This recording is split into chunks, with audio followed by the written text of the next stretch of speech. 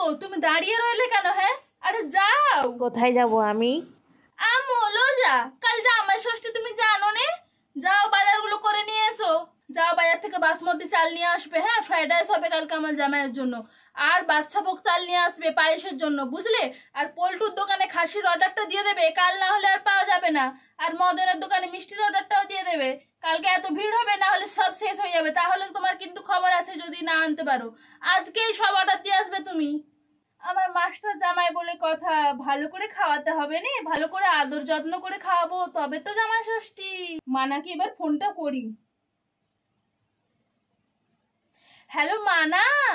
হ্যাঁ মা, কাল সকাল সকাল চলে আসবি, একদম দেরি করবি না। জামাইকে নিয়ে সকাল সকাল চলে আসবি, কেমন? আমি আমার জামাইয়ের জন্য নির্জলা উপোস করব। আমার হীরের টুকরো জামাই বলে কথা। তাড়াতাড়ি চলে আসবি কেমন? আমি এখন রাখছি, অনেক কাজ পড়ে আছে। টাটা, রাখ এবার। প্রণাম শাশুড়ি মা, এ নিন মিষ্টিটা রাখুন। এসো বাবা এসো, বসো এখানে। সকাল থেকে আমি সব জোগাড় করে রেখেছি যাতে কোনো অসুবিধা না হয় তুমি এলে, যাতে ভালো করে তোমার যত্ন আত্তি করতে পারি। আমার হীরের টুকরো জামাই বলে কথা। আসো বসো এখানে।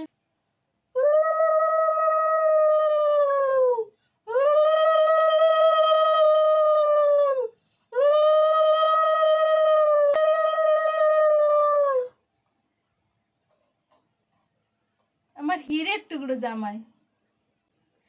যা, শাকটা কোথায় রেখে দিয়ে চলে এলাম? দাঁড়াও বাবা, শাকটা নিয়ে আসি। বসার ঘরে রেখে দিয়ে চলে এসছে শাকটা, দাঁড়াও বাবা নিয়ে আসি। এই আজকেও খাবার দেখতে হবে তোমাকে? চলো জামাইয়ের কাছে বসবে, ফোঁটা দিতে হবে না? এসো। প্রাথমিকে ৩৬,০০০ চাকরি বাতিল করে দিল কলকাতা হাইকোর্ট। ২০১৬ সালে ৪২,৫০০ নিয়োগ হয়েছিল, তার মধ্যে ৩৬,০০০ অপ্রশিক্ষিতদের চাকরি বাতিল। বাবা জীবন, একবার খবরটা দেখো তো, তোমার চাকরিটা যায়নি তো বাবা?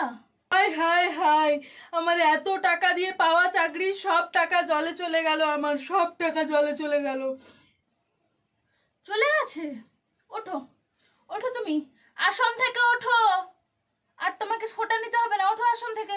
চাকরি দেখে তোমার সাথে আমার মেয়ের বিয়েটা দিয়েছিলাম, ভেবেছিলাম আমার মেয়ে রাজরানী হবে। তুমি তো আমার মেয়েকে ভিখারিনী করে ছেড়ে দিলে। এবারে আমার মেয়েটার কি হবে? কপালটা তো পুড়িয়ে ছাড়লে।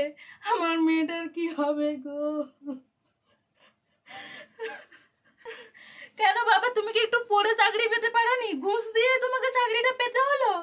শাশুড়ি মা, তাহলে এবার ফোঁটাটা দিয়ে দিন, খাবারগুলো তো সব ঠান্ডা হয়ে গেল। তোমার লজ্জা করে না? একেই তো ঘুষের টাকা দিয়ে চাকরি পেয়েছো, সেটাও ধরে রাখতে পারলে না, তার উপরে আবার তুমি খাওয়ার কথা বলছো। লজ্জা করে না? মানা, তুই আমার বেলনিটা নিয়ে আয় তো, একে খাওয়াচ্ছি আমি ভালো করে। আর এত সব ভেবে কি হবে বলুন? যা হওয়ার তা তো হয়ে গেছে। আর আপনার মেয়ের এত সম্পত্তি, আপনাদের এত সম্পত্তি, সব তো আমারই, মানে আপনার মেয়েরই। আর আমার মেয়ের কপালটা তো পুড়িয়ে ছাড়লে, এখন আমাদের সম্পত্তির উপরেও তোমার চোখ। তোমার লজ্জা করে না? তোমার মা তো খুব বড় বড় কথা বলছিল বিয়ের সময়, আমার ছেলে হীরের টুকরো, আমার ছেলে এই, আমার ছেলের গুণের শেষ নেই।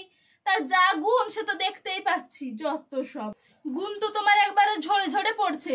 বিদায় হও এবার এখান থেকে, এদিকে আর কোনোদিনও মুখ ফেরাবে না।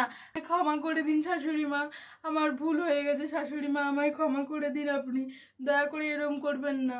আমার মেয়েকে তোমার মতন অকৃতজ্ঞের হাতে তুলে দেবো না। বেরো এখান থেকে, বেরিয়ে যাও আমার ঘর থেকে।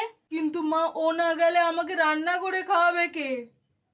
কেন তোমার হাত নেই? ভগবান হাত দেয়নি? তোমার মা তো আছে, রেঁধে খাওয়ানো করাবে, না হলে নিজে রেঁধে নিজের মাকে খাওয়াবে। লজ্জা করে না? আবার রান্না করার জন্য লোক চাইছে। তো আমার মেয়েকে তোমার চাকর নাকি? আমার মেয়েকে আমি কোনোদিনও পাঠাবো না তোমার মতন অকৃতজ্ঞের সাথে। বেরো এখান থেকে তুমি। মানা, তুই বেলনিটা নিয়ে আয় তো। দাঁড়াও, তোমাকে দেখাচ্ছি মজা। মেয়ের মুখ ভেঙে দেবো।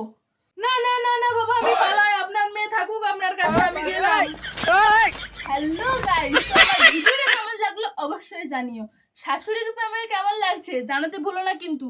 আর জামাই ষষ্ঠী স্পেশাল এই ভিডিওটা কেমন লাগলো কমেন্টে জানিও।